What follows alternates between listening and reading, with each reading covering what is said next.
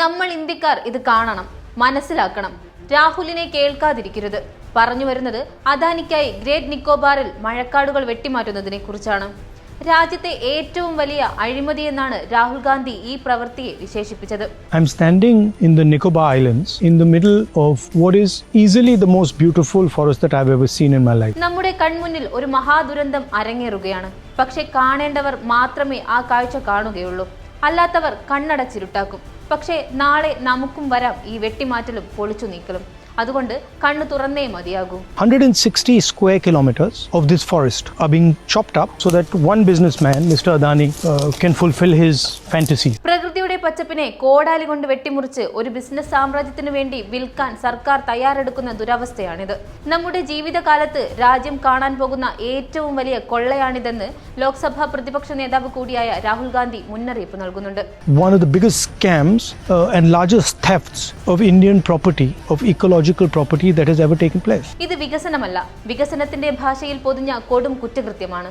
Great നിക്കോബാറിലെ വികസന പദ്ധതികൾക്കെതിരെ ആഞ്ഞടിച്ചുകൊണ്ട് രാഹുൽ ഗാന്ധി നടത്തിയ ഈ വെളിപ്പെടുത്തലുകൾ രാജ്യത്തെ നടുക്കിയിരിക്കുകയാണ്. എന്താണ് യഥാർത്ഥത്തിൽ നിക്കോബാർ ദ്വീപുകളിൽ സംഭവിക്കുന്നത്?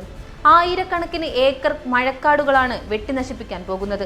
ഒരു വശത്ത് പരിസ്ഥിതിയെക്കുറിച്ച് വാതോരാതെ സംസാരിക്കുന്ന സർക്കാർ, മറുവശത്ത് അദാനി എന്ന ഒരൊറ്റ വ്യവസായിയുടെ മനോരാജ്യം പൂവണിയാൻ വേണ്ടി 160 ചതുരശ്ര കിലോമീറ്റർ വനഭൂമിയാണ് ബലി കൊടുക്കുന്നത്.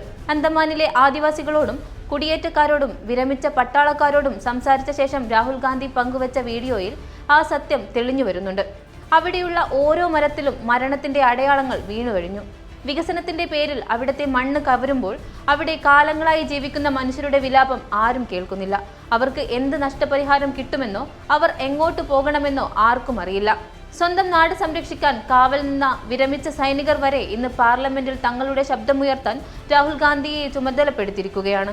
ഇന്ത്യയിലെ യുവാക്കളോടാണ് രാഹുൽ ഗാന്ധിക്ക് പ്രധാനമായും സംസാരിക്കാനുള്ളത്. ഈ നശിപ്പിക്കപ്പെടുന്നത് നിങ്ങളുടെ ഭാവിയാണ്.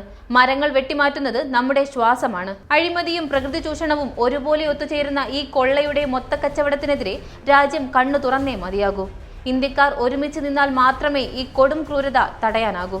പരിസ്ഥിതി സംരക്ഷണം വെറും വാക്കല്ല, അത് വരും തലമുറയോടുള്ള ബാധ്യത കൂടിയാണ് എന്ന് ഓർമ്മിപ്പിക്കുകയാണ് രാഹുൽ.